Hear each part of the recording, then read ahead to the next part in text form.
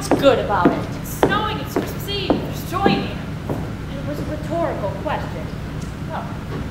Big trial starts today. I'm well aware of that fact. Papers are calling it the trial of the century. The papers should concern themselves with news and not sensationalism. Everyone in the world's going to be following this trial. Everyone should find something better to do. But Miss Connolly, this trial is a waste of time. My time. I do not like to waste my time. And to make matters worse, I will be forced to suffer the sickening, sweet courtroom proceedings of Mr. Rothschild. the people like him. The people don't have to tolerate him on a daily basis. Would you please state your full name for the court? Catherine Harrington. Miss Harrington, may I call you Catherine? Mark me every witness. He's just doing his job. As should you. As for Mr. Rothschild, I wish he'd do his job somewhere else. I find him to be an annoyingly doltish irritant in my courtroom. I haven't heard who's representing Mr. Scrooge. He's representing himself. Why? Because he's cheap.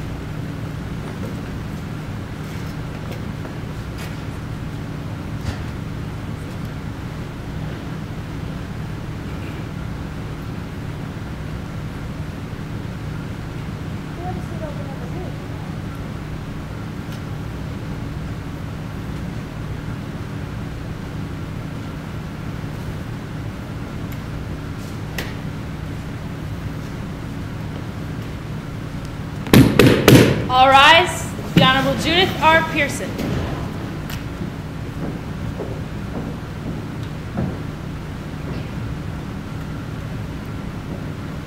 Be seated. Court is now in session. Entered on this day, the 24th of December, 2014, by Ebenezer Scrooge, a complaint of attempted murder, kidnapping, breaking and entering, trespassing, slander, theft, pain and suffering, and the intentional infliction of emotional distress by Jacob Marley and the ghosts of Christmas past, present, and future. How do your clients plead, Mr. Rothschild? Not guilty, Your Honor. Very well. Opening remarks. Mr. Scrooge?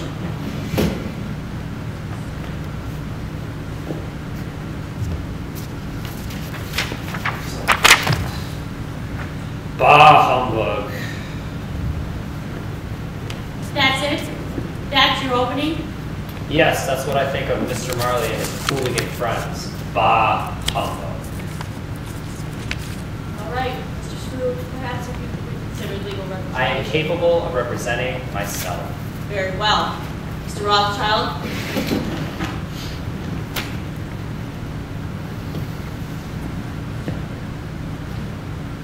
Merry Christmas. Objection. Mr. Scrooge, you may not legally object during Mr. Rothschild's opening remarks. I find the phrase Merry Christmas very objectionable. Well, as much as you find the phrase Merry Christmas objectionable, and as much as I find it ironic that someone of Mr. Rothschild's upbringing would use such a phrase, you may not object to it during the opening remarks. Again, I urge you to reconsider. And again, I am capable of representing myself.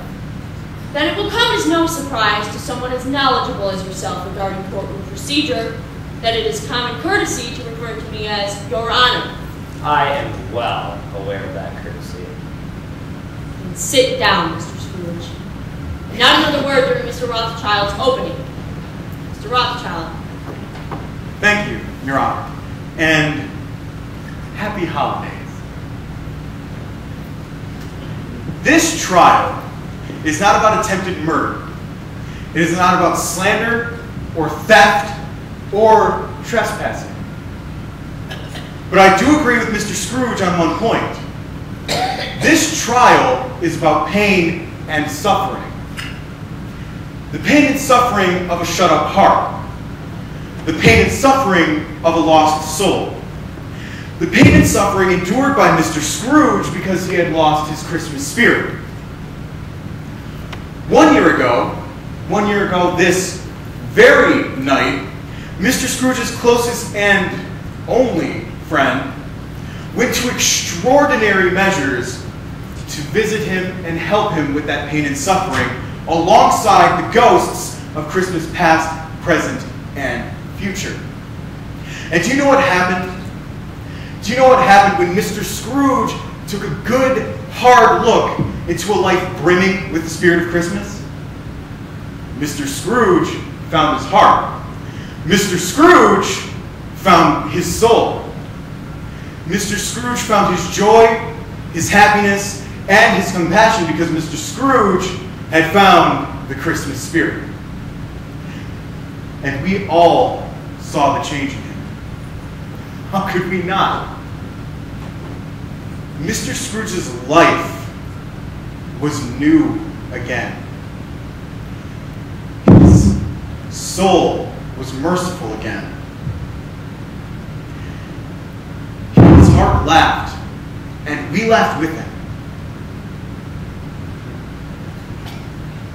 He was charitable.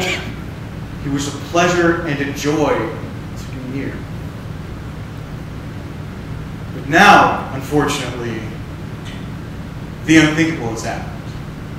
Mr. Scrooge's soul is shut up again. His life is as merciless, malignant, and malevolent again because Mr. Scrooge has lost the Christmas spirit again. And if that wasn't enough, as if the fall of man wasn't enough, as if the souring of the milk of human kindness wasn't enough, Mr. Scrooge now wants to sue these miraculous and benevolent spirits who selflessly helped him that night 1 year ago. Your Honor, my clients didn't murder Mr. Scrooge. They didn't harass or even harm him. No, what they did was go to extraordinary measures to heal the pain and suffering Mr. Scrooge was enduring. And for that, my clients should not be punished, but instead, they should be embraced and loved. Thank you. Mr. Scrooge, you may call your first witness. I have no witnesses at this time. Oh, my baby. Mr. Rothschild.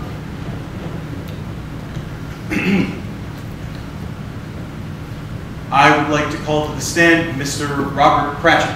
Mr. Robert Cratchit. Mr. Robert Cratchit.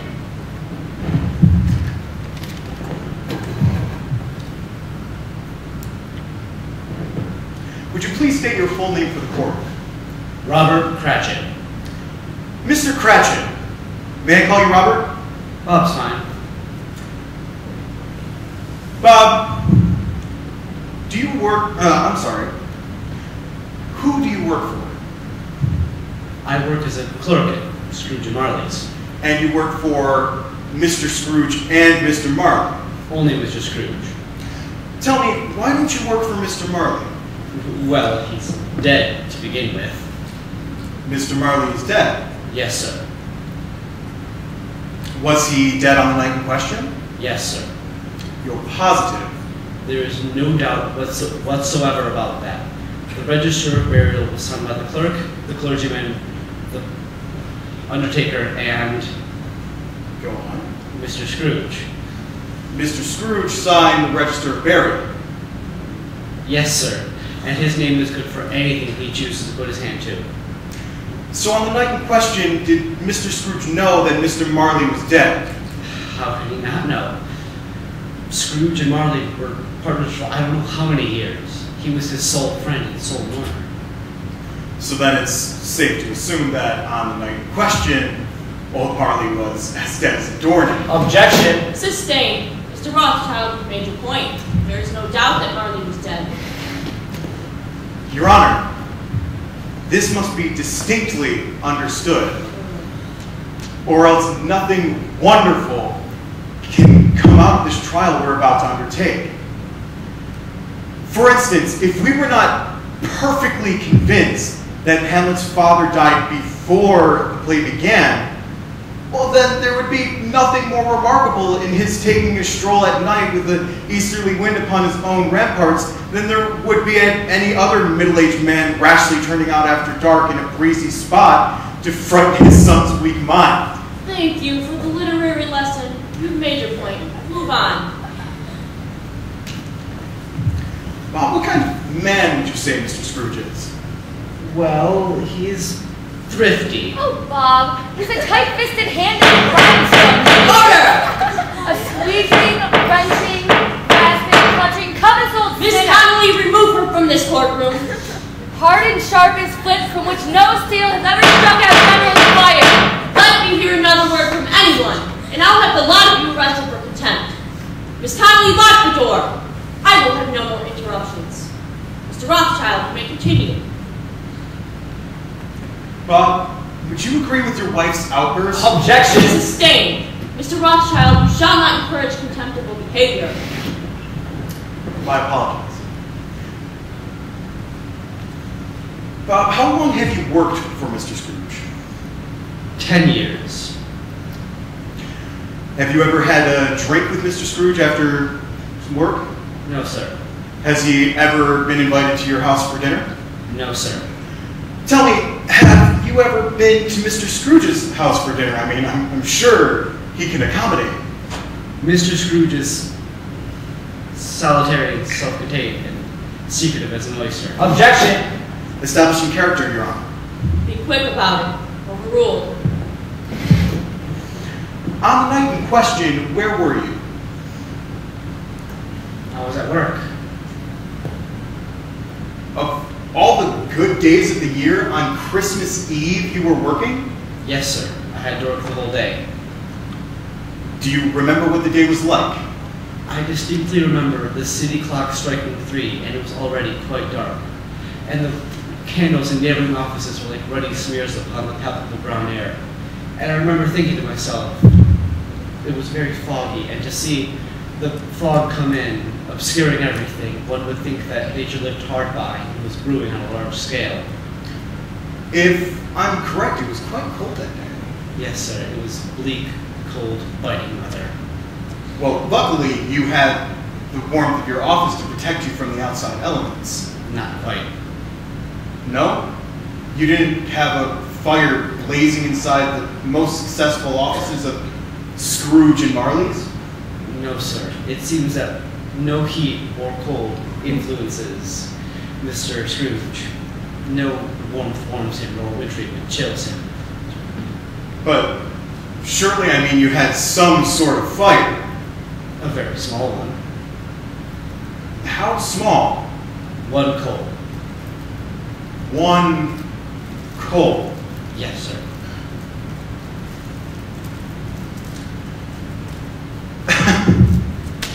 Bob, I'm sure you agree with me when I say that, frankly, that hardly constitutes a fire. Mr. Scrooge's orders. So, on the coldest day of the year, while you're already working on Christmas Eve, Mr. Scrooge wouldn't allow you to burn more than 1 coal. No, sir. How rude! Sit down. Tell me, did you ask Mr. Scrooge to put more coal on the fire? I did. And he said, He said if I took one more coal from the coal box, my services would no longer be required. no more questions, Your Honor. Mr. Scrooge?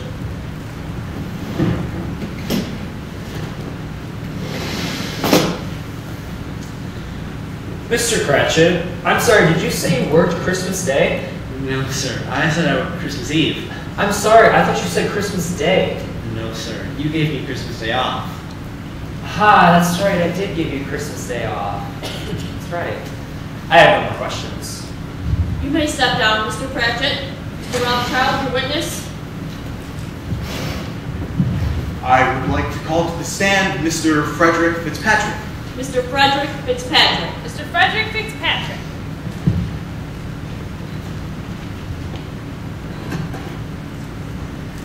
Would you please state your full name for the court? Frederick Samuel Fitzpatrick. Mr. Fitzpatrick, may I call you Frederick? Fred is fine. Fred, tell me, what is your relationship to Mr. Scrooge? Mr. Scrooge is my uncle. By birth or by marriage? By birth, my mother and he were brother and sister. Word. Sadly, my mother's deceased. I'm sorry, Fred. On the night in question, did you go to visit your uncle? Yes, I saw him that afternoon. And where did you see him at? At his office. So what kind of mood would you say he was in when you visited him? His usual mood. Grumpy, crotchety, disagreeable. And did your visit cheer him up? If anything, it made him more disagreeable.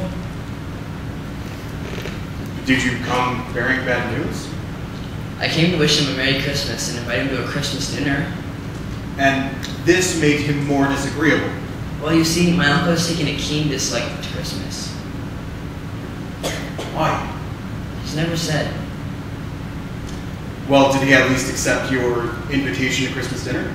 As usual, he declined. As usual. Every Christmas I come to invite him, and every Christmas he says no. Because of his dislike for Christmas. Or because of his dislike for me. Did you ever do anything to merit that kind of behavior? We've never had a fight as far as I can recall.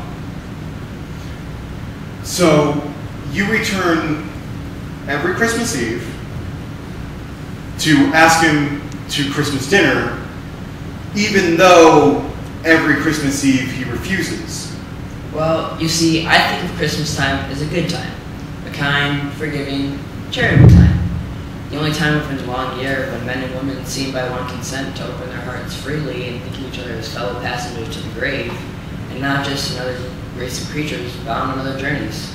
So, yes, I come every Christmas to invite him to Christmas dinner because Christmas has done me good and will do me good.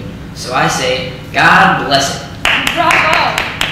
Let me hear another word from you, Miss Connolly, and you'll keep your Christmas by losing your situation. You may continue. Actually, no more questions, Your Honor. Mr. Scrooge? You're quite a powerful speaker, sir. I wonder, why don't you go into parliaments? Objection. Badgering the witness. Sustained. Mr. Fitzpatrick, in the past 10 years, approximately how many times have you come to see me? Oh, that's easy. 10. 10 times, you're sure. Every Christmas Eve. You've never stopped by New Year's Eve? No. Boxing Day? No. Guy Fawkes Day? No. St. George's Day? No. May Day? First day of summer? A crisp day in autumn? Why would someone do that? Surely you've had to come visit me on my birthday. I'm afraid I don't know when that is. Guess you're right then. 10 times, 10 years, 10 visits. In your diatribe about Christmas... Objection. Sustained. In your speech about Christmas, you say that Christmas time is the only time to which men and women open their hearts freely to each other. Is that correct? Yes. And do you believe that? Yes, I do. This opening of hearts is what you call the Christmas spirit? Yes. A spirit of caring and generosity. Yes. The spirit to which I do not possess? Yes. And at Christmas time, do you feel like that you possess the spirit? Yes, I do. More than most men? More than you, I'm afraid. Let me ask you this, Mr. Fitzpatrick. Where does your Christmas spirit of caring and generosity, go the other 364 days of the year? It doesn't go anywhere. It's always right here inside of me. In 10 years, you've only visited me 10 times, each time on Christmas Eve. Is that correct? I make those visits in homage to the Christmas spirit. And yet, you just said your Christmas spirit is always inside you. Yes. Then why don't you visit me any other time of the year? Precisely. I have no more questions. You may step down. Mr. Rothschild, your witness. I would like to call to the stand Miss Sarah Wainwright. Miss Sarah Wainwright. Miss Sarah Wainwright. Hush. Would you please state your full name for the court? Sarah Ann Wainwright. Miss Wainwright, may I call you Sarah? Oh, my goodness. Yes, sir, you may. Sarah, on the night in question, did you go and visit Mr. Scrooge? I most certainly did. Where did you visit him at? At his office? Tell me, what business brought you to his office? Well, around Christmas time I go door to door to various businesses in and around the London area soliciting money for the poor and destitute. Rather notable. Objection. Sustained. Mr. Rothschild, please keep your opinions to yourself. Thank you. Sarah, what charitable organization do you work for? Oh, I don't work for any organization. I do this on my own. You've taken it upon yourself to go door to door raising money for the poor. Yes, sir, I have. What prompted you to undertake this cause? Well, several Christmases ago, we were having a party at my home. Someone said it was snowing, so naturally we all ran to look out the window. When we did, there in the street stood a homeless man, just standing in the snow. They looked so homeless, you know, cold, hungry, sad. They were just staring at us, and I couldn't help but stare right back. So out of the goodness of my heart, I put on my jacket, my mittens, my boots, my scarf, and my new mink muffler, and trotted out and gave them all the leftovers we had. When I gave it to them, I felt a warmth in my heart, and in that moment, I realized Christmas isn't just about parties and presents and pretty dresses. Sure, that's a big part of it, but it's so much more than that. So now every Christmas when abundance is truly needed, I go and raise money to those who are in need, because I believe everyone is entitled to a Christmas. How many people would you say benefit from your charity? Not nearly enough. Many thousands are in want of common necessities, and hundreds of thousands are in want of common comforts. Out of everyone you solicit, approximately how many people give you money? Nearly everyone. Around Christmas time, abundance truly rejoices. Even your people give a little something. What can I say? We are givers. So, on the night in question, how much did Mr. Scrooge give you? Nothing. He wished to remain anonymous. He wished to be left alone. Alone? That was his wish. So, Mr. Scrooge didn't give you any money? No, he did not. Did he give any particular reason why? It was Mr. Scrooge's opinion that since he pays taxes for the prisons and the workhouses, that those who are badly off should go there. In your opinion, should they? It is well documented that the establishments to which Mr. Scrooge was referring to barely furnish Christian cheer of mind or body to the multitude. Frankly, many would rather die than go there. And when I told him that, he said, Yes. he said, and I quote, if they had rather do so, to die, Better go and decrease the surplus population.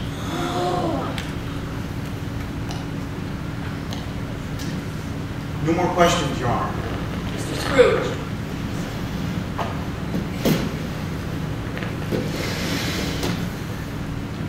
Miss Wainwright, how long have you lived here in Liverpool?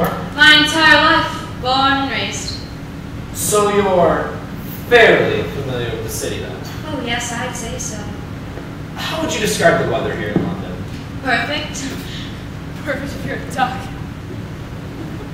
What? Ducks love it here. It's golden, but Miss Connolly, please refrain from sharing your opinions during questioning, or the ducks won't be the only ones who are cold and wet. sorry. Miss Connolly thinks it's cold. Objection! Sustained. Mr. Scrooge, Miss Connolly's want-worded opinions shall not be taken into account. Very well then. I think it's cold and wet. Rainy and foggy. What do you think, Miss Wainwright? Yes, well I agree we do have our share of that kind of weather. Our share? More like a monopoly, I'd say. What's the average temperature here in February? I want to know. You should know. You've lived here your entire life. I know. Generally, I don't know exact figures. Generally will do.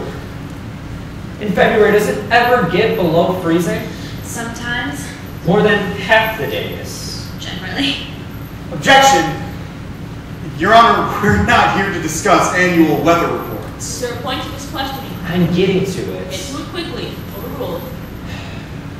In February, does it ever rain? Yes, sometimes. Sleets? Yes. Snow? Yes. Have you ever seen it snow in October? Yes, Mr. Scrooge, I have. How about March? Yes. April? A few years ago, it did snow on Easter Sunday. It has to be fairly cold to snow, doesn't it? Oh, I would say. October to April. That's 7 months, more than half the year. 7 months of cold, freezing weather. And 5 months of, well, let's be honest, not so great weather. The taxes I pay every week provide food and means of warmth all year long, not just for 1 day out of the year.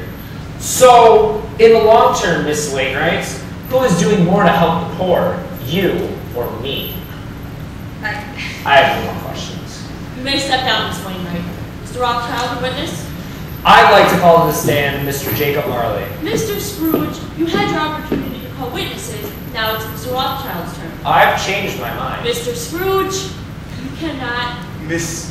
I'm sorry. Your Honor, if Mr. Scrooge would like to call a stand to the witness to the stand now, I shall happily yield the floor to him. Very well. Mr. Jacob Marley. Mr. Jacob Marley. Mr. Jacob Marley.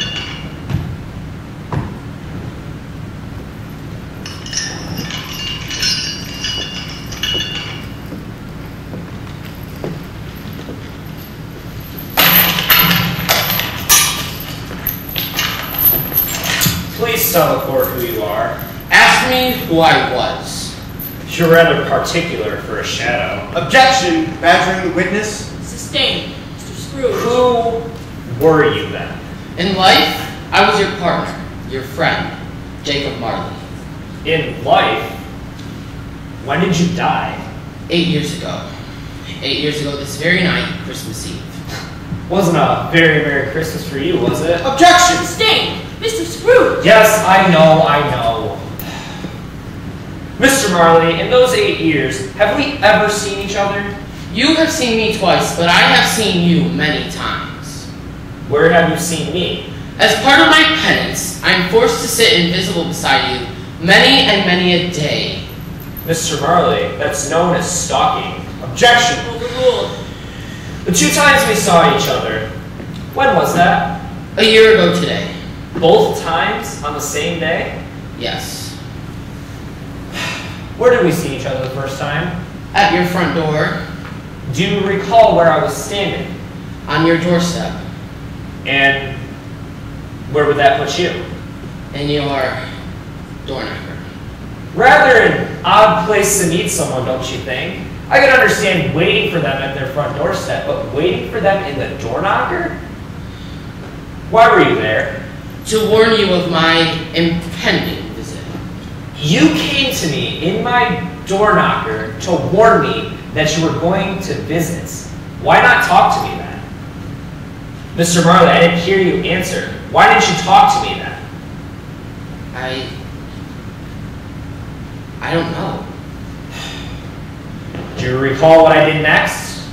You went inside. And you were left in the door knocker. No, I had already left the door knocker. Where did you go? Inside your house. Without being invited in? Yes. That's trespassing, Mr. Marley. Objection! Overruled. Where did we see each other next?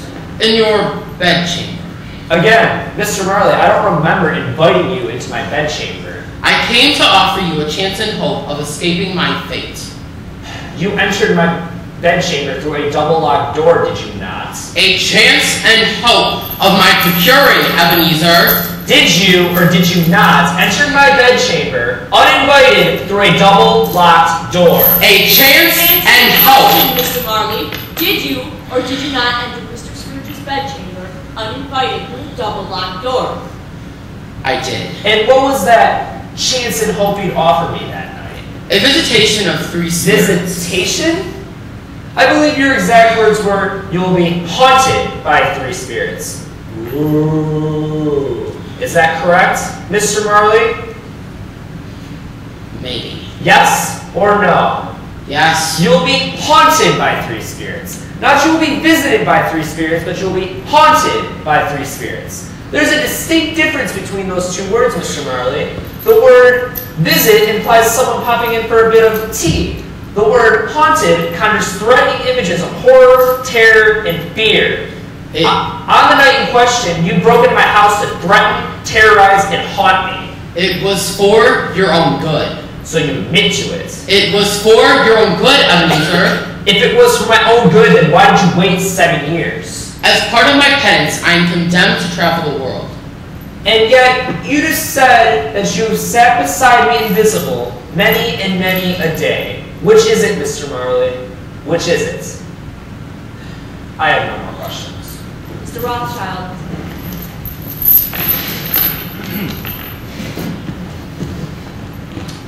Mr. Marley, may I call you Jacob? You may. Jacob, you're fettered. Can you tell me why? You see, I made the chain I wore in life. I made it link by link and yard by yard. I made it of my own free will, and of my own free will I wore it. Does its pattern look strange to you, Ebenezer? Order! Or would you like to know the weight and length of the chain you wore yourself? Mr. Marley! It was as full, long, and heavy as this chain 8 Christmas Eves ago. You have labored on it since. It is a ponderous chain. Mr. Marley! You cannot control yourself. I will have you held in contempt. Not another word. Mr. Rothschild. My apologies, Your Honor. I mean, obviously, my client is under a great deal of strain. He's not the only one. Jacob, that's your penance. You mentioned serving some sort of penance, right? Yes. It is required of every man to walk among the earth and travel far and wide. And if his spirit goes not forth in life, he is condemned to do so after death. And your spirit never went forth. In life, my spirit never rose beyond the narrow limits of our money-changing whole. I am forced to witness what I cannot share, but might have shared on earth and turned to happiness. I don't understand. I mean, how did this happen? I mean, you were a great man of business. Business! Mankind was my business. The common welfare was my business.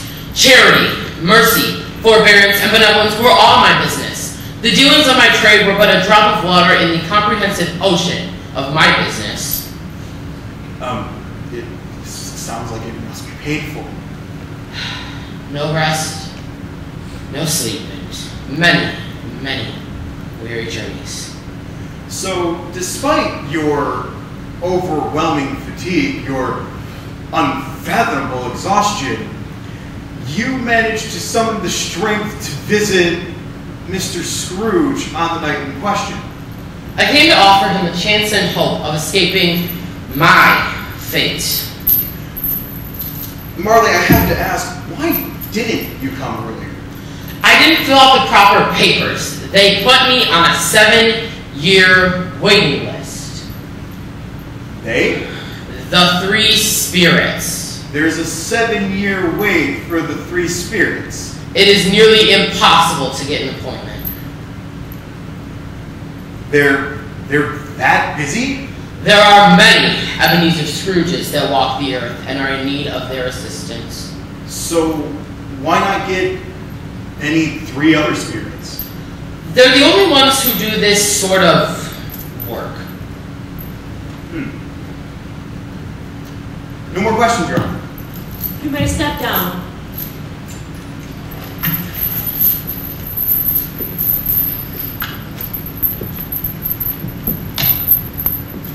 Look to see me no more, and look, for your own sake, to remember what has passed between us. Mr. Rothschild. I'd like to call to the stand the ghost of Christmas past. Mr. Scrooge. Your Honor, again, if Mr. Scrooge would like to call a witness to the stand, I will happily yield the floor to him. Fine. The ghost of Christmas past. The ghost of Christmas past.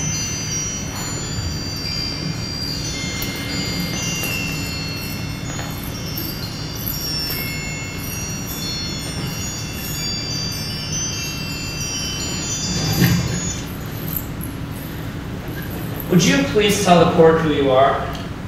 I am the ghost of Christmas past. Long past? No, your past. Are you one of the spirits whose coming was foretold to me by Mr. Marley? I am. On the night in question, what business brought you to my house? Your welfare. Did it ever occur to you that a night of unbroken rest would have been more conducive to that end? Your reclamation, then. And that included kidnapping me? Objection! This spirit kidnapped me! Your Honor, Christmas past did not kidnap Mr. Scrooge. I was forcibly taken out of my house against my wishes. Your Honor, look at my client. She's as gentle as a child. Though gentle as a woman's hand, her grasp was not to be restrained. Order! I will determine at the end of this trial whether Mr. Scrooge did or did not hold his own volition. Spirits, did you take me, clad only in my dressing gown, nightcap, and slippers, through my bedchamber window and out of my house? Yes. Subjecting me, a mortal, to the very real possibility of falling to my death? With my hand upon your heart, you were more than upheld. I don't know how things are in your little netherworld, spirit, but in this world, it is known as kidnapping and endangerment. I have no more questions. Mr. Rothschild. The ghost of Christmas past. May I call you past? Should be. You may. Past, you said the reason that you visited Mr. Scrooge on the night in question was his reclamation. Is that correct? Yes. In your opinion, was Mr. Scrooge in need of reclamation? Yes.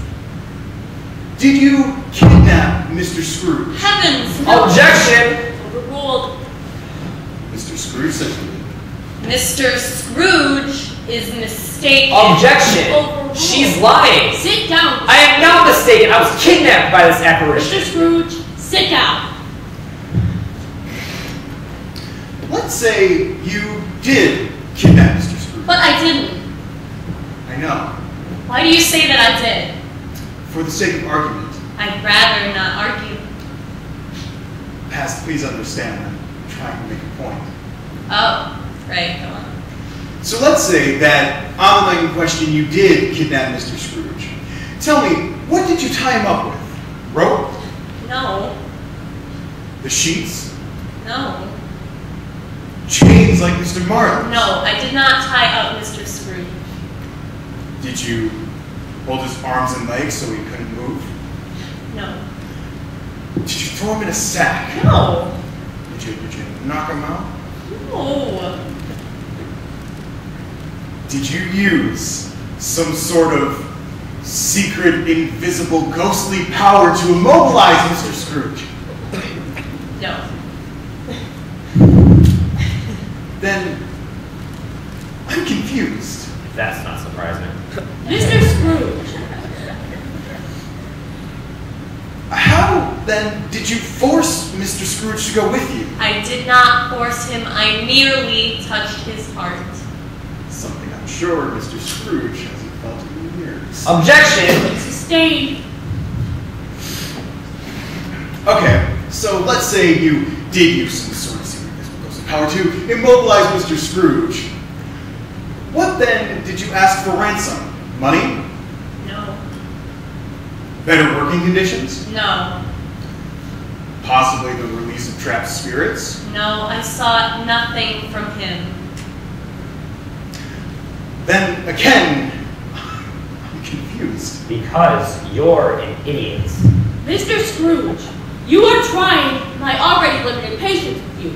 Another outburst like that, and I'll have you arrested, until the only way to remove you from your cell will be to sweep out your ashes.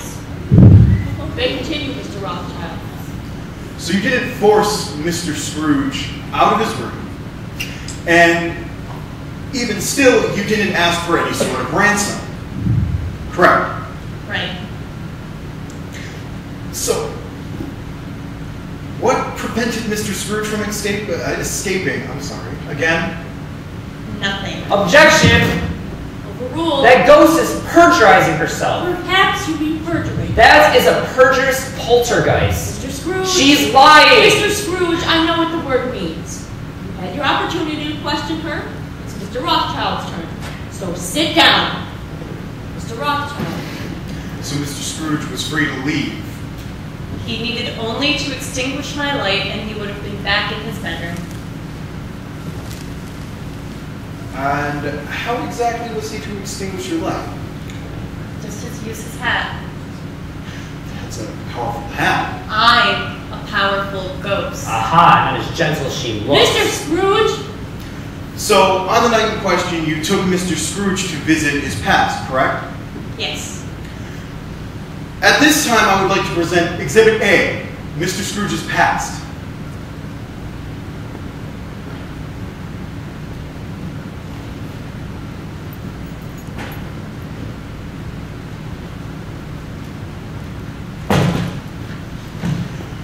Past, could you please tell me what we're looking at right here?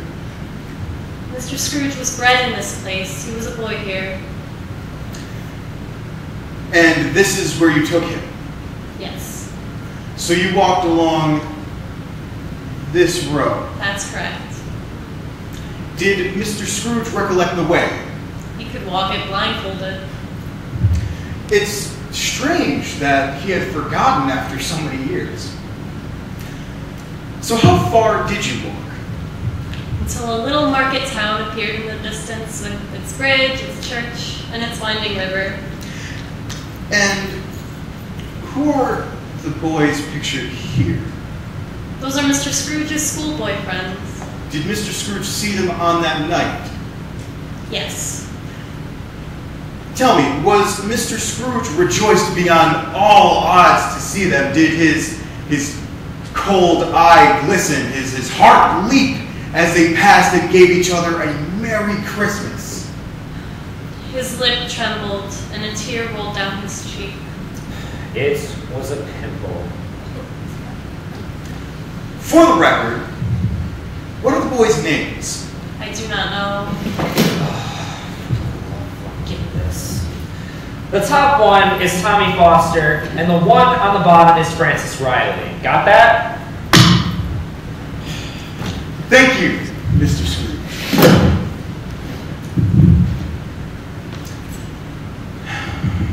So where's Mr. Scrooge? The school is not quite deserted. I see. Thank you very much. No more questions. All right. I would like to call to the stand Miss Fan Fitzpatrick. Miss Fan Fitzpatrick. Miss Fan Fitzpatrick. Fan? Would you please state your full name for the court? Fan Scrooge Fitzpatrick. Miss Fitzpatrick. Oh, please call me Fan. Ha. Fan, what is your relationship to Mr. Scrooge? He's my big brother. Next photo, please. Next photo, please. Thank you. Tell me, Fan, do you recognize this place? Yes, that's where Ebenezer attended school. How many years did he attend school here? 12. And who is this solitary child? That's Ebenezer. Tell me, why was Ebenezer neglected by his friends and family on Christmas? He was never neglected. But you do agree that he is all alone, without anyone, whilst the other boys have gone home for Christmas. Yes. Why is he all alone? Father wouldn't permit him to come home. And how many Christmases was he not allowed to come home? 11. But he attended for 12 years. Yes.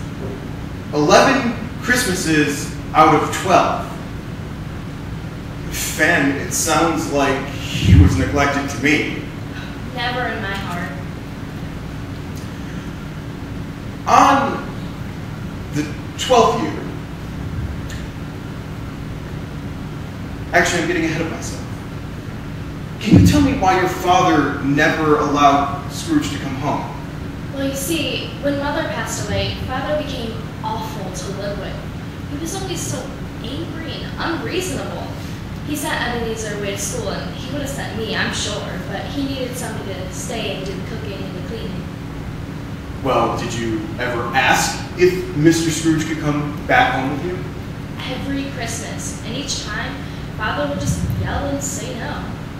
So, now I can ask, why on the 12th year did your father say yes? I've never known.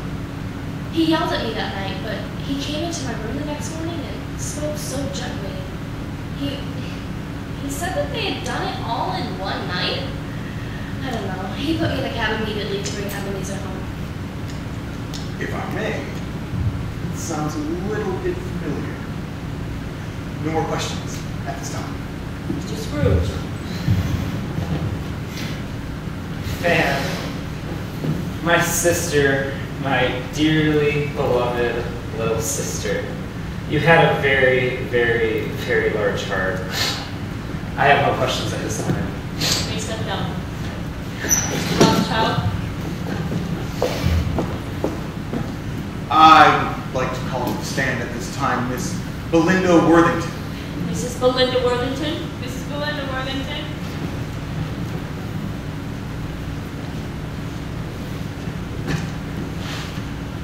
Would you please state your full name for the court? Belinda Campbell Worthington. My friends call me Belle. Belle, what is your relationship to Mr. Scrooge? I was engaged to him once. And how long were you engaged to Mr. Scrooge? Our contract to marry was an old one. Would it be safe to assume several years? Yes. So, you never married them? I never married Mr. Scrooge, no. Why didn't you and Mr. Scrooge marry? Another idol displaced me. Another woman? A golden idol. Money. Did Mr. Scrooge always have a love for money? When we were engaged, we were both poor and content to be so. But I watched his nobler aspirations fall off one by one until his passion for me ceased to exist and the master passion gained and engrossed him. How did that make you feel? Unloved, fraught with misery. Forgive me for asking, but how did it end between the two of you? Knowing I was no longer loved, I released him from our promise to marry. And what was Mr. Scrooge's reaction? Indifference, relief. And how did that make you feel? Broken-hearted. I loved Ebenezer once. Sorry. No more questions, Your Honor. Mr. Scrooge. Mrs. Worthington? When did that happen? A few years after. After you released me? Yes. Did I ever ask for a release? In words, no. Then, in what way did I ask for a release? If we had not had a contract to marry, would you have sought me out and tried to win me? Miss Campbell. Mrs. Worthington. Please answer the question. If I did not ask for a release in words, in what other way did I ask for a release? Can I believe you would have chosen a girl without a dowry? As I recall, I did choose a girl without a dowry. Yes, you did, but you changed. How so? You began to weigh everything by gain. I grew wiser, yes, but I did not change towards you. When you asked for my hand, you were another man. I was a boy. Yes, you were, but you changed. And if for a moment you were false to your one guiding principle, then I now know that repentance or regret would surely follow. You made an assumption. Objection! No, I did not. Badgering the witness. Miss Campbell. My name is Mrs. Worthington. Overruled. I was a boy. Your own feelings tell you are not what you are. Then what am I then? A lonely old man intent on nothing but pursuit of wealth. This is the even-handed dealing of the world. There is nothing on which it is so hard as poverty, and there's nothing it professes to condemn with such severity as the pursuit of wealth. Objection! Your Honor, can't you control...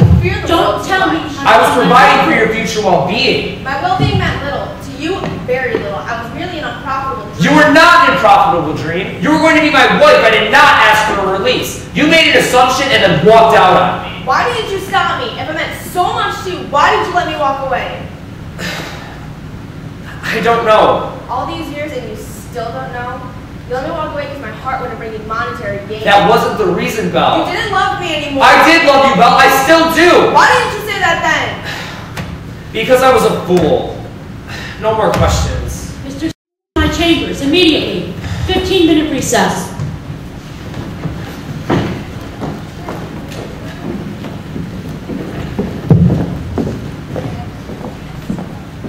You heard her. 15-minute recess.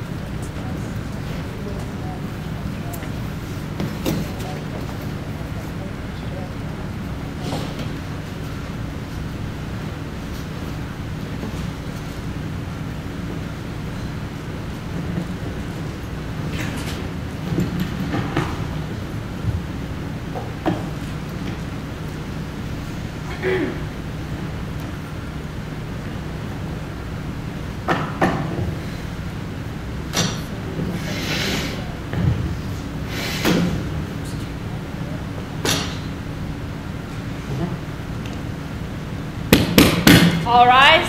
The Honorable Judith R. Pearson.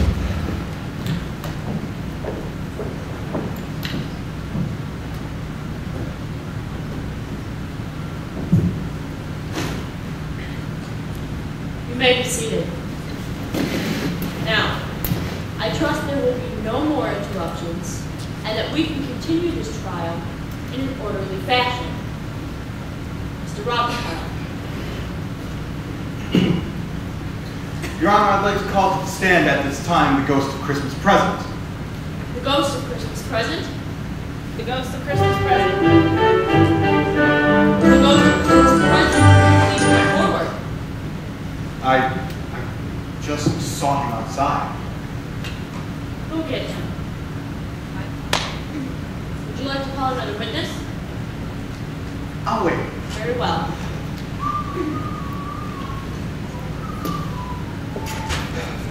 I'd like to call a witness. Scrooge? Your Honor, fine. Fine. I'd like to call back to the stand Mr. Fitzpatrick. Mr. Mr. Fitzpatrick.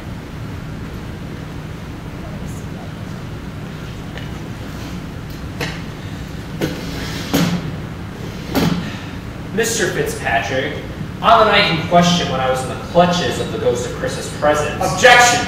Sustained. When I was with the ghost of Christmas present, where were you? In my home. And what exactly were you doing in your home? Hosting a Christmas party? This Christmas party to which I was invited to? Yes. Who was there that night? Friends, family. Well, my wife's family. What do they all do? They're mostly businessmen. Successful businessmen? Yes, I'd say so. I found him, but he. In a minute. But You may continue. Did you play any games that night? Yes. Did you play yes and no? Yes. yes and no, my favorite. Would you? Shh. Did you choose a subject that night? Yes. Was it a human? Yes. Are you certain? Yes. On the night in question, did anyone ask if it was a human? Yes. And what was your answer to that? No. Even though the correct answer was yes. Yes. Did anyone ask if it was an animal that night? Yes. And what was your answer to that? Yes. Even though that was incorrect as well. Yes. Did you continue to lie throughout the entire game? Objection! Overruled. Did you continue to lie? Objection! This is a child's game! Sit down, Mr. Rothschild. Did you continue to lie? Your Honor, this has nothing! This has everything to do with it. For the benefit of Mr. Rothschild, the questions that night seared into my memory.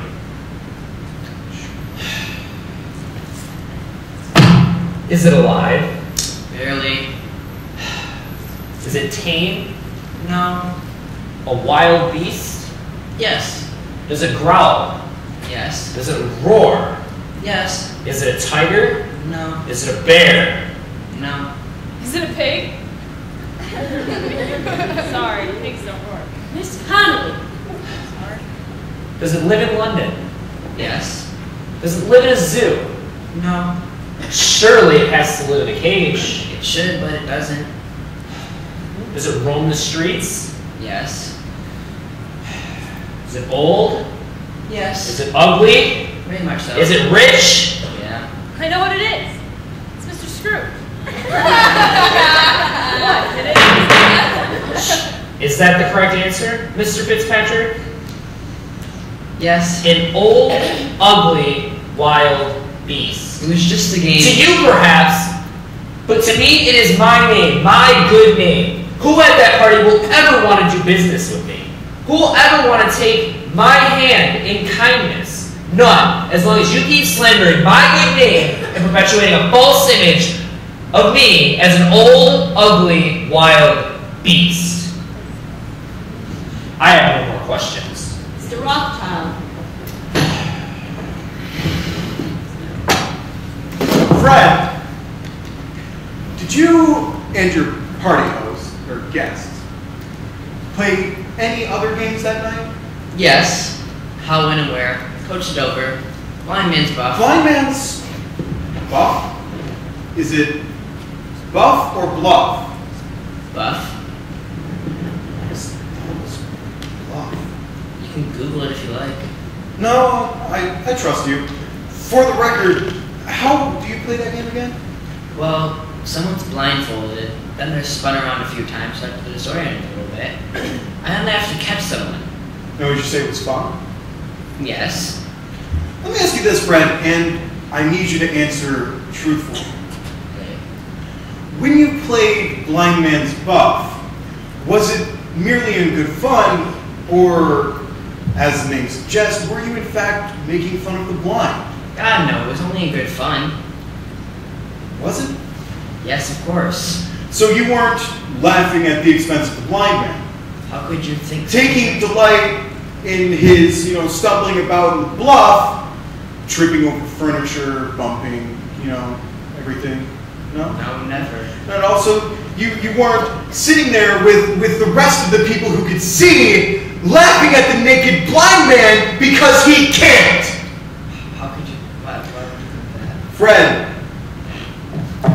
how will the blind ever get ahead in this world if people like you perpetuate the image of them being clumsy, inept jesters? I didn't. There are heavy penalties for that kind of behavior, Fred. What are you trying to say? Fines!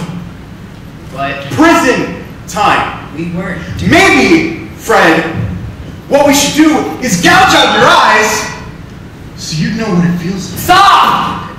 This is preposterous. I was there that night. They were playing a game, a child's game. No one was ridiculing anyone, and no one was perpetuating a false image. It was merely in good fun. Precisely, Mr. Scrooge! And you know what else was in good fun? That simple game of yes and no. When they played that, they weren't perpetuating a false image of you. They weren't slandering your name. As a matter of fact, Mr. Scrooge, it's just a child's game. No more questions, Your Honor. You may step down. Mr. Rothschild, your witness.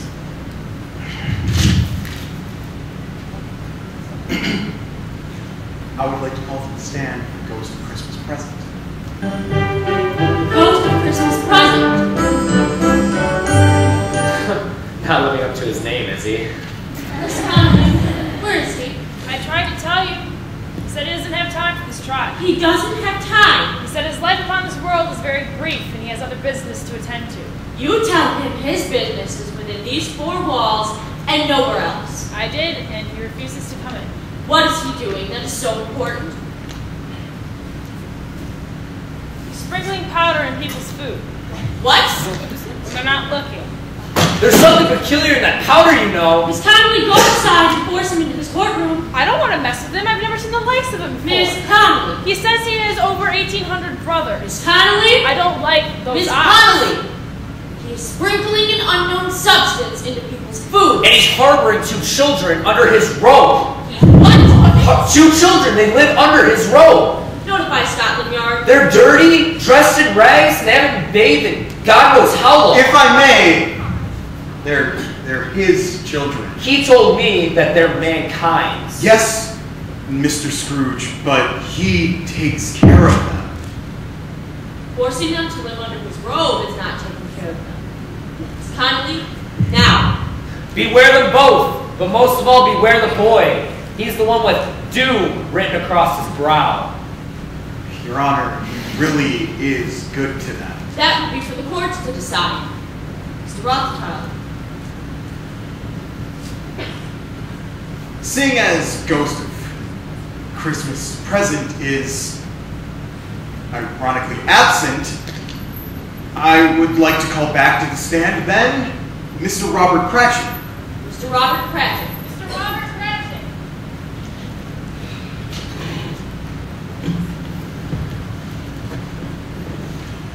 Bob, when you began working for Scrooge, what was your beginning salary? 15 shillings a week. Were you able to live on 15 shillings a week? We may do. By we, who do you mean? My family. At that time, how big was your family? It was my wife, myself, and 2 children. I see. So, 9, 10 years later, how much was your salary then? 15 shillings a week. And at that time, how big was your family? It was my wife, myself, and 6 children. You've been busy.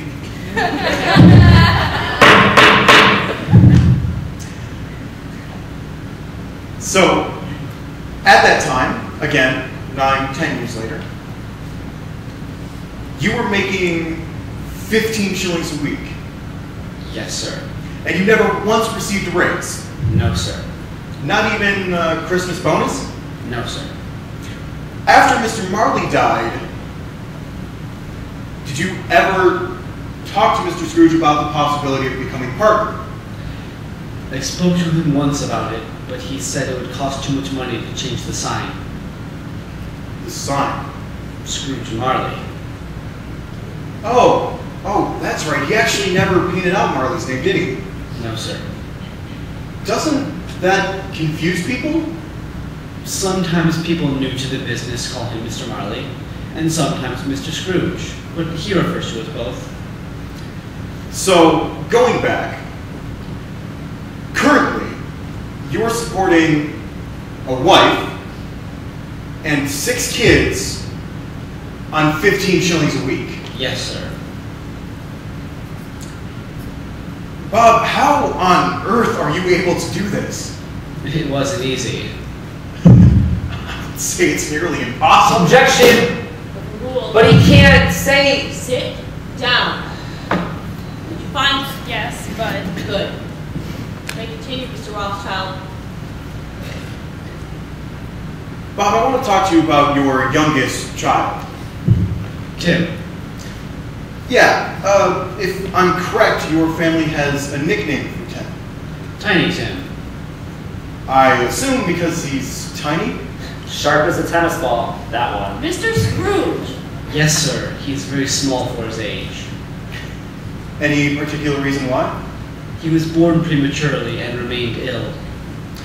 On the night in question, how ill was Tiny Tim? Quite ill.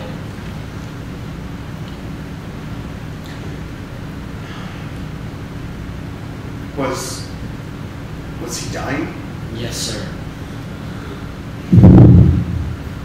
Did he know it? We think so.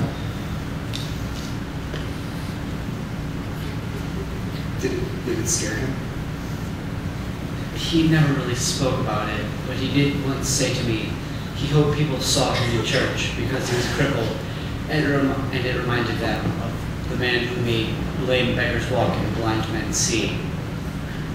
Tim was a cripple. Yes, sir.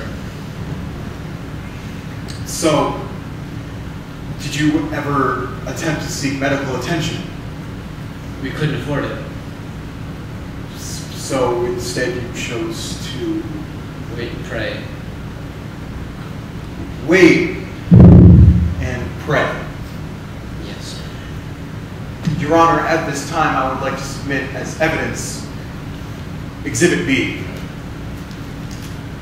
Tiny Tim's crutch.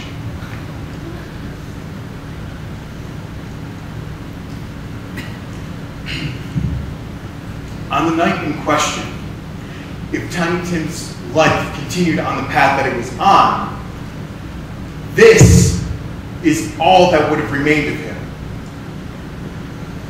And the only thing sadder than a little boy already forced to use a crutch is a crutch without an owner. Now, it isn't pretty, but this is what a world without pity can do. Bob, on your next day back to work, did you notice a change in Mr. Scrooge? Yes, sir. He was like a completely new man. He was happy and kind. And how would you say that kindness manifested itself? We burned more coal that day than we had all year. He gave me a substantial raise and even offered to help Tiny Tim with his medical treatment. Helped him how?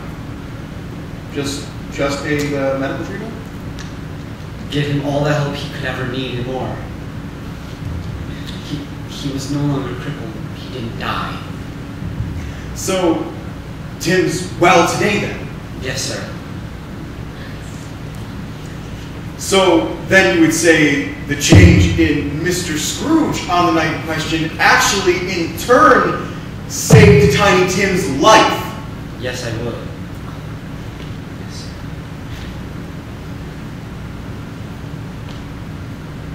You won't be needing this anymore, will he? No, sir. Never again. No more questions, Your Honor. Mr. Scrooge.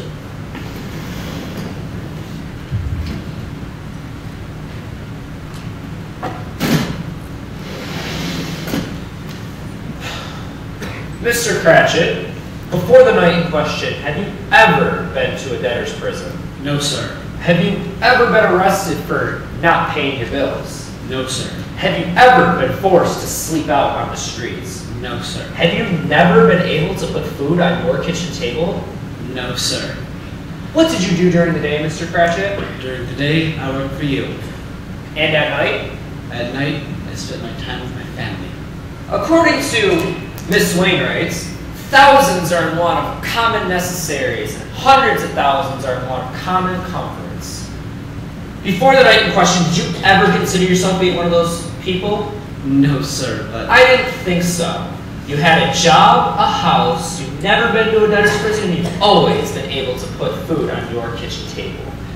Yes, sir, but I have 6 children, and it's scarcely enough food. Perhaps you should have thought of that before you had them. I have no more questions. You may step down. Mr. Rothschild, your witness.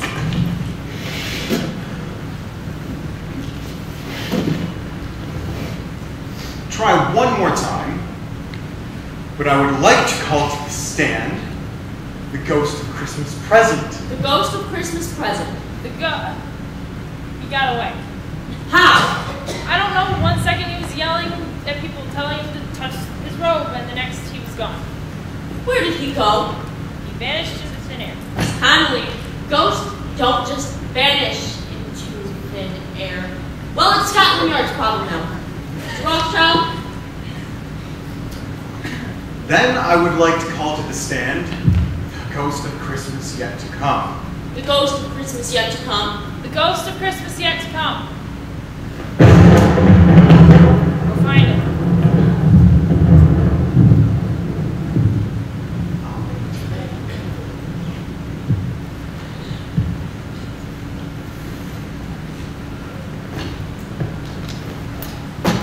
I'd like to... Fine. Okay, fine. Okay, then. I'd like to call to the stand Mrs. Harriet Dilbert. Mrs. Harriet Dilbert.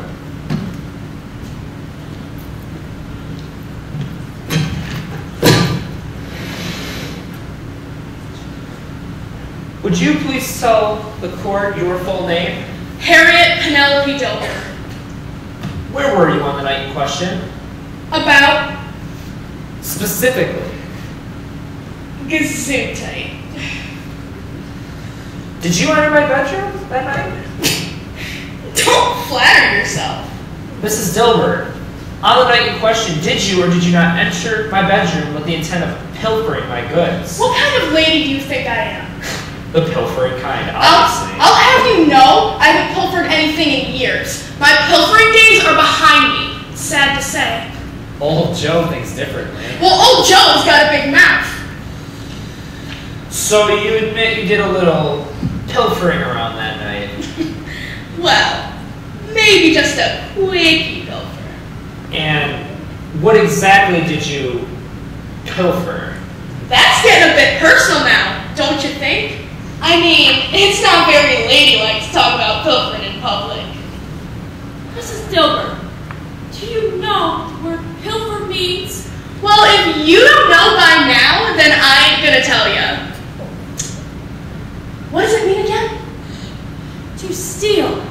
Oh, really? And I thought it meant something else. So, again, on the night in question, did you... Oh yeah! I came in your house and pilfered everything I could get my hands on. And what exactly did you pilfer? I can't quite remember. My memory ain't what it used to be. Let me see if I can help you out on this one. In old Joe's deposition, he said, and I quote, "She came into me shop singing, 'Old Scrooge has finally died.' She undid her bundle and out fell his gloves, leather boots, blankets, bed curtains, rings and all. And a shirt. Fine cotton it was." They were going to ruin a perfectly good shirt. Ruin? They were gonna bury you in it? You took that shirt off my body? Of course! That was a fine cotton shirt. I couldn't see it go to waste. I took it right off her body and dressed you in calico. Now that's enough for your old bones. No more questions. Mr. Rothschild, your witness, and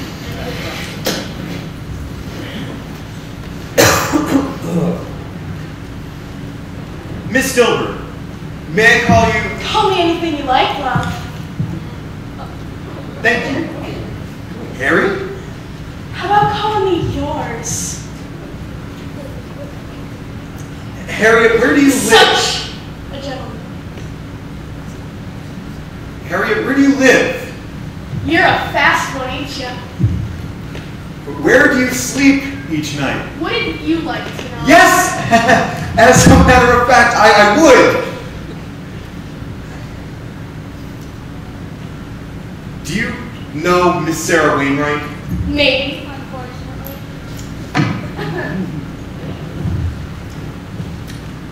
How long have you known Miss Sarah Wainwright? A few years. And how did you two meet? It was snowing that night, correct? That was you standing in the snow. Harriet, how is your family? The cold took them. When? A few days after a party. And where do you live now? Wherever. How often do you see Sarah Wainwright? Every year. And I always look forward to it. I see her at the party. She's like family to me. The only family I've got.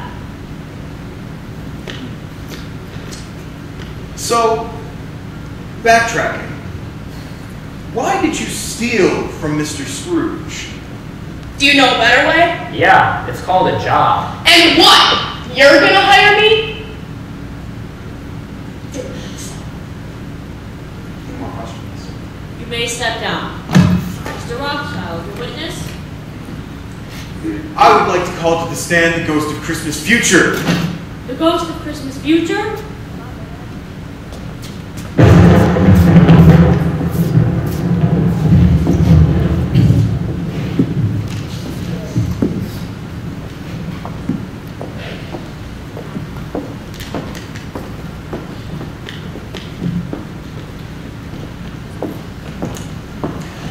Since the ghost of Christmas yet to come does not possess a normal voice box, we've arranged for a court-appointed translator. Thank you both for being here.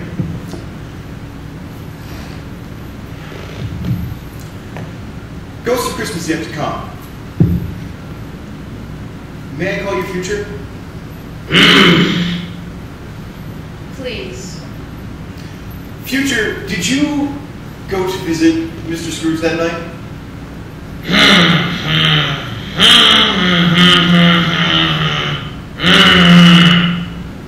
Yes. And what was the purpose of that visit? Redemption. He tried to kill me. Sit down. Ask him. Go ahead, ask him. Sit down. Future, did you try to kill Mr. Scrooge? No. Liar. Well, Mr. Scrooge says he did. Well, Mr. Scrooge is mistaken. So, why would Mr. Scrooge say that you tried to murder him? Because he's a putz. Objection. Overruled. The witness is entitled to his opinion. Oh, that wasn't his opinion, it was mine. Sorry. Was Mr. Scrooge ever in danger of dying? The only one in danger of dying that night was me.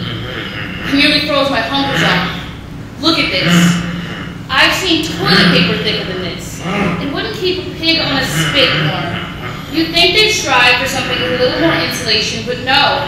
Christmas present has enough fat on him to keep a tribe of Eskimos warm for a lifetime, and they still give him a wool suit. Fair enough. What happened on the night in question?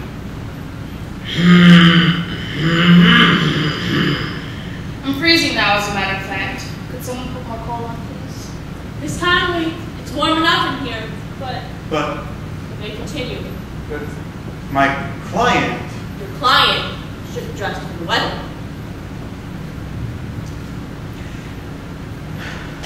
Future, did you kidnap Mr. Scrooge? No. So, how did you force him to go with you? I didn't force him, he went on his own.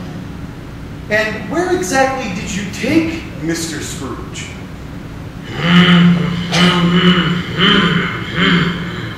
To see his future? His future if he didn't change his ways. Is that correct? Yes. What was his future like?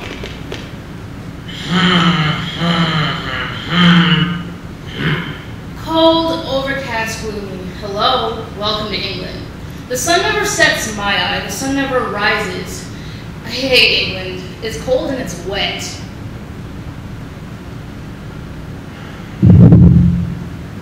Future, besides the weather, what was his future like?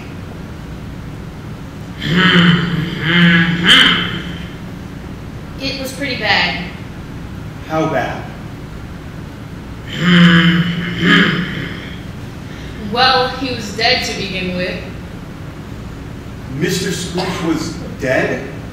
How far into the future did you take him?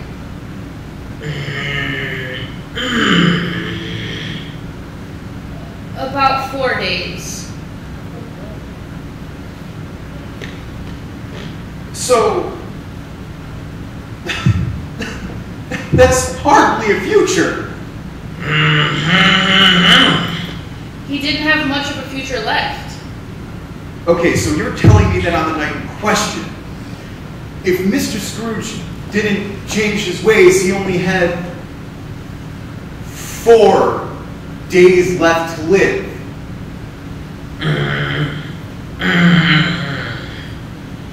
Give or take a few hours. So, did the visit have any effect on Mr. Scrooge?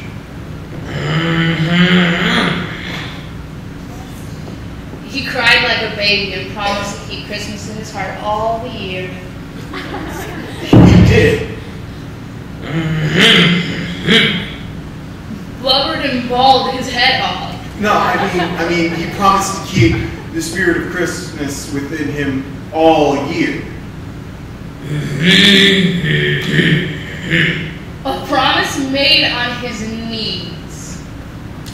I see. Thank you again.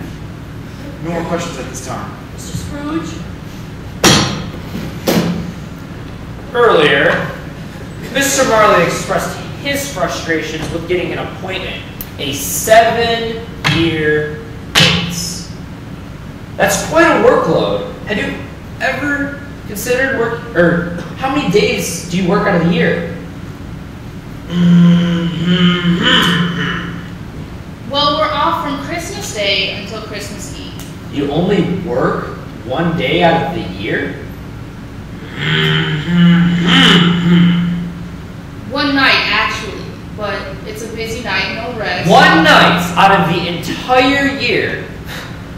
No wonder there's a 7-year waiting list. Have you ever considered working a few extra hours? We're the ghosts of Christmas. We only come once a year. On the night in question, you were in my bedroom, did you not? Or were you not? Yes. Why were you in there?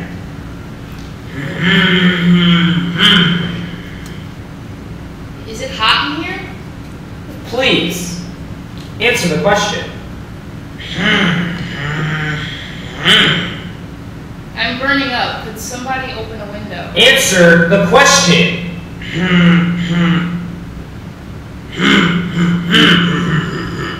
I'm thirsty too. I'm hot and thirsty. Great. I've got cholera. You don't want to admit that you tried to kill me. Again with the killing. What is it with you? You took me into my bedroom that night and tried inducing me into having a heart attack by showing me this, Exhibit C.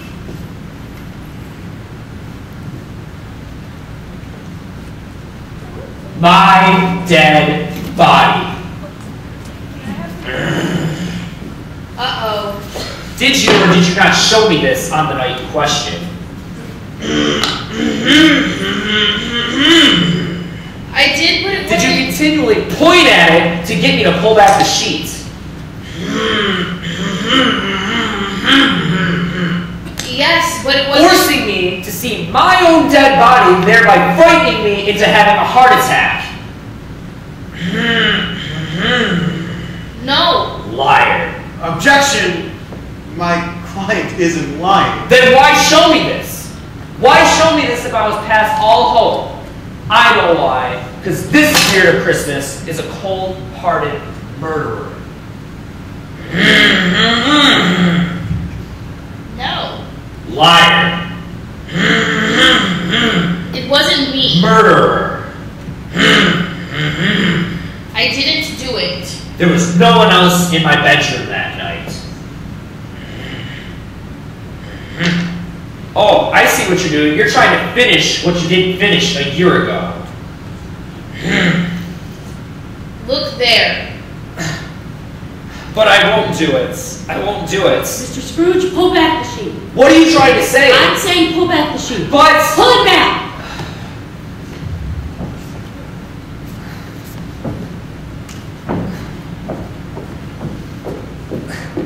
But I can't do it. You may not be able to, but I can. Miss Connolly. I think I'd rather not. Now! Please don't. No! No!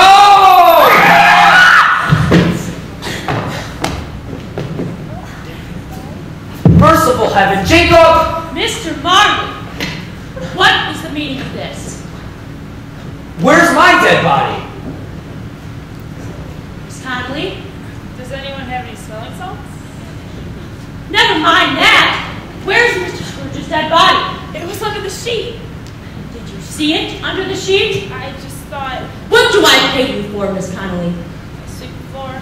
Mr. Marley! That was what Mr. Marley, where's Mr. Scrooge's dead body? Miss Connolly, arrest him! Now! Your Honor, my client may The not... client has stolen evidence! I'm sure there's a logical explanation. Oh, well, then I'd love to hear it. Of course, Your Honor.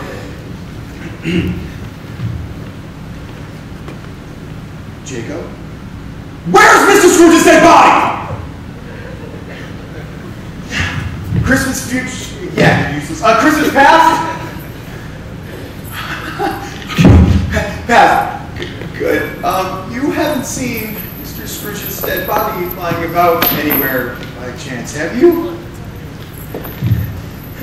Your Honor, I would like to request a brief recess. Not until your clients have told us what they've done with Mr. Scrooge's dead body. My clients may not have anything to do Well, with it. Mr. Marley was lying under the sheet where Mr. Scrooge's body should have been. Yes, but Mr. Marley has also testified to getting no sleep and no rest. So maybe, and hear me out, maybe he just needed a quick cat nap. Oh, Mr. Rothschild, if your clients do not tell us what they've done with Mr. Scrooge's dead body right now, I will send each and every one of you to jail. Now, for the last time, where is Mr. Scrooge's dead body? There is no dead body. What? What? There was never a dead body. There was never a dead body? No. That wasn't my dead body underneath the sheets? No. Then who or what was underneath the sheet that night? Bound in double iron! Trailing worm! Spineless! Lily liver! Belly aching curve! Mr. Marley, what is the meaning of this? He forced us to do it! I didn't force. Force! I... Liar! Our best chance. Murder! Forced you to do what? He forced us to break the rules. Rules? What rules? When we show someone their future, we're not allowed to use a dead body. You're not allowed to use a dead body? Tombstones, yes. Dead bodies, no. But Mr. Marley didn't think a tombstone would be enough to scare Mr. Scrooge into changing his ways, so he forced us to use a dead body. I didn't force. Forced. It was Forced. our best chance.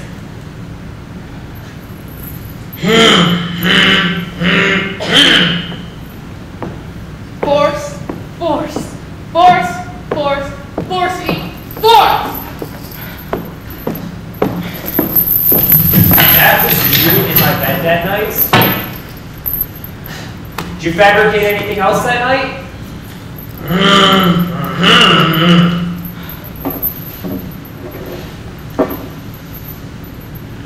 Technically, your entire future. That wasn't my future? It was an approximation. You approximated my future? We speculate. That's where the word spectra comes from. So, on the night in question, you intentionally deceived me into thinking my body was underneath that with a fabricated future and a counterfeit corpse? Scrooge, it was for your Mr. Marley, you and the spirits of Christmas are nothing but smooth-talking, double-dealing, self-righteous charlatans who terrorize people in the name of redemption. Sit down, Mr. Scrooge. You too, Mr. Rothschild. But... Not another word. Roll it, Not another word. Sit down, all of you. Not you, Miss Connolly. In all my years, I have never seen a more reprehensible assemblage than I have today. You have collectively made a mockery of my courtroom with your abhorrent behavior. If I could work my will, I would have every last one of you boiled in your own pudding and buried with a stake of holly through your heart. Surely you don't mean that. You'd be the first one. There will be no closing arguments. I've heard more than enough to pass judgment. Although Mr. Scrooge failed to provide overwhelming evidence that anyone, living or deceased, attempted to murder or kidnap him, he did provide evidence, however, of trespassing, breaking and entering, slander, theft, pain and suffering, and the intentional infliction of emotional distress by Jacob Marley in the ghosts of Christmas past, present, and future. Furthermore, I have overwhelming evidence, including his own admission, that Mr. Marley carefully plotted, conspired, and contrived the events of the night in question, and without his contrivance, these events would not have occurred. Therefore, I find the ghosts of Christmas past, present, and future, and Mr. Marley guilty of said charges, and condemn them each to £1,000 and termination of all ghost duties. I've won? Yes. I've won! I've won! I don't know what to do! Get your hands off of me! I was happy as an angel, I was light as a feather, I was merry as a schoolboy, I was giddy as a goose! Take your giddiness elsewhere. This court is... Wait! Termination? That's what I said. Your Honor, you can't terminate my clients. Well, I just did, didn't But I? if you terminate them from their spiritual obligation, they'll cease to exist. This is textbook death sentence. Well, it won't be much different for them, will it? Your Honor, please reconsider. No. That's enough, Mr. Rothschild. This court is what? Mr. Scrooge broke his verbal agreement that he made on his knees to Christmas future. Yes, I did make a promise made on my knees to keep the Christmas spirit within me all the year. Which, Mr. Scrooge, you failed to keep. On the contrary, the spirits of Christmas taught me very valuable lessons that will thrive within me all of the year. I would beg to differ. Bob Cratchit, I dare say, is the highest paid clerk in all of London. Young Tiny Tim, thanks to me, will live to be big, enormous Tim. I have given money to the poor. I have petted little children on the head, and I have been irresistibly pleasant. Mazel tov. The lessons of the spirit of Christmas worked. But why should I keep the Christmas spirit inside me, or, if at all for the matter, if the ones who told me to do so failed to do so themselves? They don't fail to keep it. By their own admission, the spirits of Christmas only come out once a year. Yes, Mr. Scrooge. And let me say this in terms that you might understand.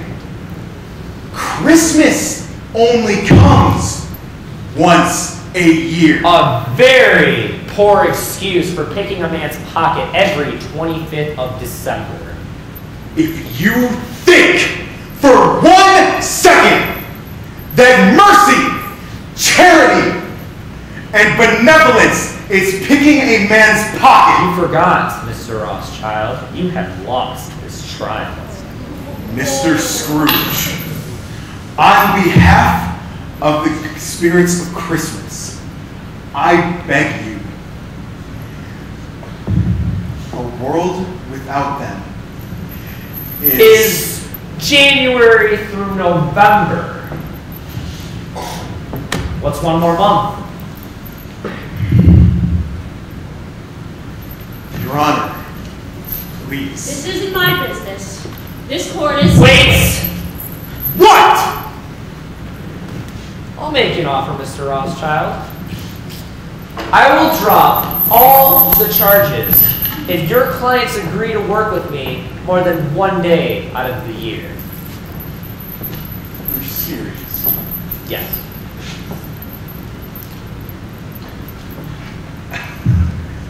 Thank you, Mr. Scrooge. My clients will be more than happy to work 2 days out of the year. Oh, no. 2 days will not do. Okay. How many days will do that? Shall we say every day? Every day? Yes, every day. Mr. Scrooge, what you're asking of my clients is what your clients asked of me. Now I'm asking them to do the same. Okay, but it would take several days to discuss this over with them. I mean... They're right here. Why not now? Because Christmas present isn't present. Now, Mr. Rothschild, or I'll resign my offer.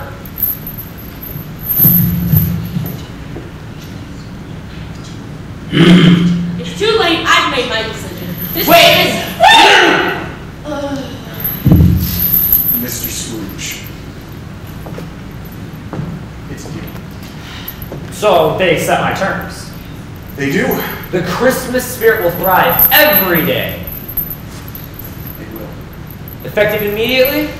Effective immediately. And all charges are dropped? All charges are dropped. Thank you, Mr. Scrooge. But I keep all the money that they owe me. But Mr. Scrooge, you... So I can start a fund for the poor. What? Miss Sarah Wainwright would be the first to administer it. And I believe Mrs. Harriet Dilbert will make an excellent, wonderful, overpaid clerk. Mr. Scrooge, forgive me, but are you well? Oh, I'm quite well, Mr. Rothschild. Your clients weren't the only ones that had to go through extraordinary measures. What are you... Extraordinary measures! You could also have seen your faces. You all believed that I was the man I was before. Well, not the man I was before, but the man I was before.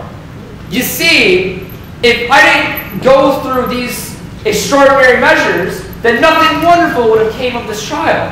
But I am not the man I was before. I am not the man I was before. Merry Christmas! The merriest Christmas we've had in many and many a year. So, wait, you mean this this whole trial. Extraordinary measures. Mr. Scrooge, you really are as good a man that the good world has ever seen. I don't know what to say. And don't say anything then. Mr. Scrooge, thank you so much. And Mr. Rothschild, may I call you Solomon? I would be honored. Solomon, let it truly be said that the spirit of caring and generosity will thrive within us all of the year. God bless us, everyone. A wonderful girl, a remarkable girl. Now, all of you are invited to my house for a wonderful party with wonderful happiness and wonderful games. Let's go!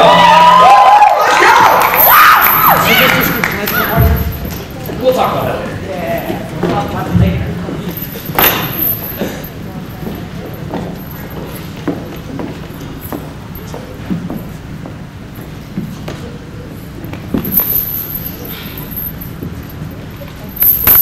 What can I say, Scrooge? You always were a good man of business. Mankind is my business, Jacob. You taught me that lesson oh so well. Sometimes you just need a good, swift kick in the pants to feel it. Is that right, Your Honor? I'll retire to Bedlam, I guess. I suppose you'll want the whole day tomorrow. Convenient? It's not convenient.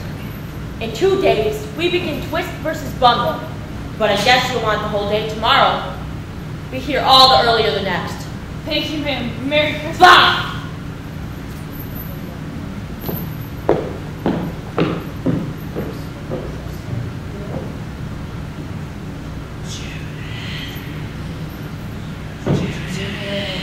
Who's there? We're closed. Who's there?